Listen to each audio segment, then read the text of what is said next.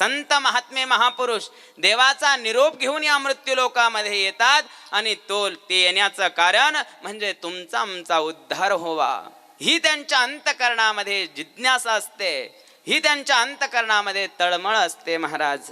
आणि म्हणून सचिता साईनाथ बाबा या ठिकाणी शिर्डीमध्ये महाराज अवतीर्ण झाले, शिर्डीमध्ये आले कारण तुमचा आमचा उद्धार करण्याकरता, त्याच साईबाबांची ओळख करून देण्याकरता. जे देवाचा निरोप घेऊन आले त्यांनाच आपण ओळखत नाही आणि म्हणून त्यांची ओळख करून देण्याकरता योगीराज सद्गुरू श्री गंगागिरीजी महाराज आले महाराज. मग गंगागिरीजी महाराज सामान्य विभूती नाहीये. कोण आहे गंगागिरीजी महाराज? ज्या गंगागिरीजी महाराजांनी विश्वविख्यात साईबाबांची ओळख समाजाला करून दिली महाराज, ते असणारे गंगागिरीजी महाराज सामान्य नाहीये. कोण आहे गंगागिरीजी महाराज कळता का आपल्याला? गंगागिरीजी महाराज कळत नाही महाराज. गंगागिरीजी महाराज कोण आहे? साईबाबांचे शिष्य आहे दासगणू महाराज. आणि दासगणू महाराजांनी एक भक्ती लीलामृत नावाचा ग्रंथ लिहिला आहे आणि त्या ग्रंथामध्ये गंगागिरीजी महाराजांचं चरित्र लिहिलंय 2 अध्यायामध्ये. चरित्र लिहित असताना गंगागिरीजी महाराजांचे 2 अध्याय लिहिले आणि त्यामध्ये गंगागिरीजी महाराजांचं वर्णन केलं दासगणू महाराजांनी. म्हणजे दासगणू महाराज भक्तलीलामृत ग्रंथामध्ये गंगागिरीजी महाराजांचं चरित्र लिहित असताना गंगागिरीजी महाराज कोण आहे हे सांगतात. तर गंगागिरीजी महाराज कोण आहे?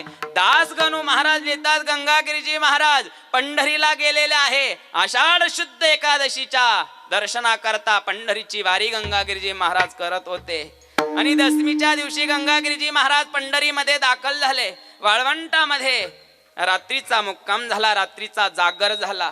डोळा लागला महाराज, कारण 3:30 वाजता उठून पुन्हा काकड्याला सुरुवात करायची आहे आणि म्हणून मध्य काळामध्ये डोळा लागला. घड्याळा 3:30 वाजले आणि 3:30 वाजल्यानंतर गंगागिरीजी महाराजांच्या स्वप्नामध्ये पांडुरंग परमात्मा येत आहे आणि गंगागिरीजी महाराजांना स्वतः पांडुरंग सांगतायत की गंगागिरीजी महाराज तुम्ही कोण आहात? तर दासगणू महाराज लिहितात मम भक्त गंगागिरा तू चांग देवाचा अंश खरा, माझा हस्त तुझे श्री नित्य राहावे गोदातिरी. दासगणू महाराजांची ओवी आहे. या ओवीमध्ये असं सांगितलं की पांडुरंग गंगागिरीजी महाराजांच्या स्वप्नामध्ये जातात आणि गंगागिरीजी महाराजांची ओळख गंगागिरीजी महाराजांना करून देतात. कोण आहात तुम्ही? तर मम भक्त गंगागिरा तू चांग देवाचा अंश खरा, माझा हस्त तुझे श्री नित्य राहावे गोदातिरी. देवाने सांगितलं तुम्ही माझे भक्त आहात, मम भक्त गंगागिरा. आणि तू कोण आहेत? तू चांगदेव महाराजांचा अंश अवतार आहे. मग चांगदेव महाराज कोण आहे? ज्यांनी 14 वेळेस काळाला परत पाठवलं, 1400 वर्ष जीवन ज्यांनी व्यतीत केलं या मृत्यू लोकामध्ये महाराज. ज्यांना उपदेश झाला मुक्ताबाईचा आणि आपलं योगाचं शरीर ज्यांनी महाराज 12व्या शतकामध्ये 1218 माघ वद्य त्रयोदशीच्या दिवशी महाशिवरात्रीच्या महापर्वावर पांडुरंग परमात्म्याने स्वतः योगीराज चांगदेव महाराजांना समाधी दिली.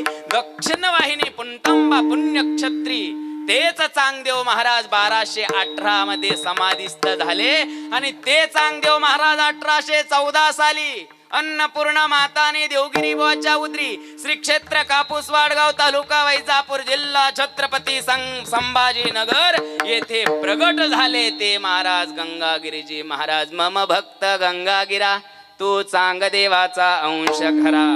गंगागिरीजी महाराज चांगदेव महाराजांचा अंश अवतार होते महाराज.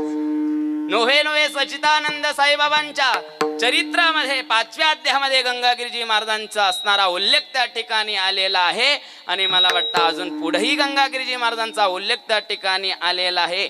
गंगागिरीजी महाराजांना साईबाबांनी कधी गंगागिरी म्हटलं नाही, तर या पुंतांबेकर किंवा या चांगदेव महाराज म्हणून साईबाबा गंगागिरीजी महाराजांना आवाज देत होते.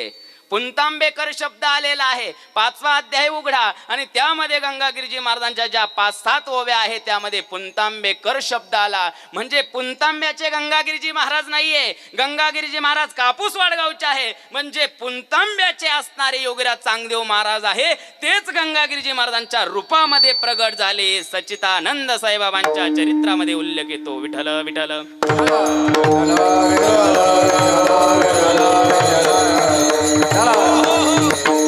जेव्हा गंगागिरीजी महाराजांनी साईबाबाची ओळख समाजाला करून दिली तेव्हा साईबाबांचं वय काय होतं आणि गंगागिरीजी महाराजांचं वय काय असेल? 65 वर्षाचे असणारे योगीराज गंगागिरीजी महाराज आणि 18 वर्षाचे असणारे सच्चिदानंद साईबाबा होते महाराज. गंगागिरीजी महाराज समाधीस्थ झाले 1902 सालाला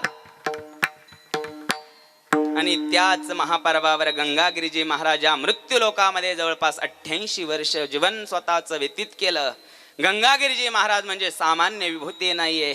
सच्चिदानंद साईबाबाची ओळख समाजाला ज्यांनी करून दिले ते गंगागिरीजी महाराज. तुकाराम बाबा खेडलेकराला परमार्थाला लावणारे गंगागिरीजी महाराज. नोव्हे नोव्हे जोग महाराजांना परमार्थाचा धडा देणारे योगीराज सद्गुरू गंगागिरीजी महाराज. नोव्हे नोव्हे निवृत्तीनाथ महाराजांच्या संजीवनी समाधीचा शोध लावणारे सद्गुरू श्री गंगागिरीजी महाराज.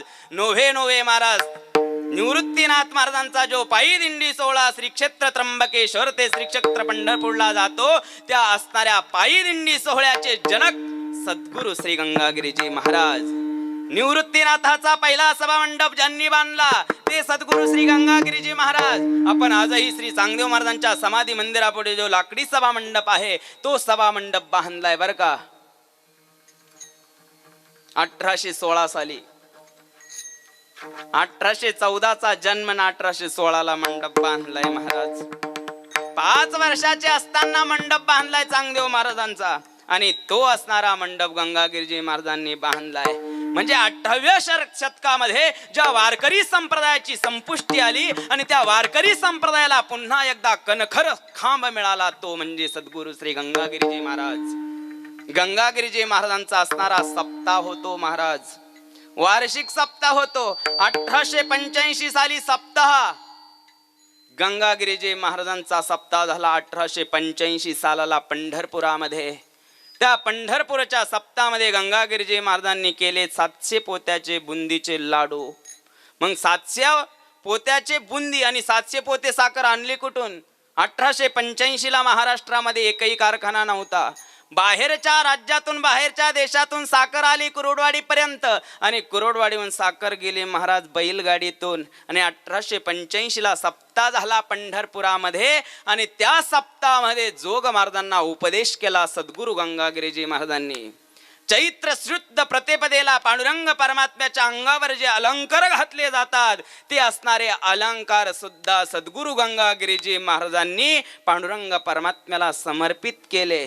आणि त्या सप्ताहाला गंगागिरीजी महाराजांनी स्वतः 500 रुपयाची देणगी त्यावेळेस दिली. ही ऐश्वर्य संपन्न गाधी सद्गुरू श्री गंगागिरीजी महाराजांची होती.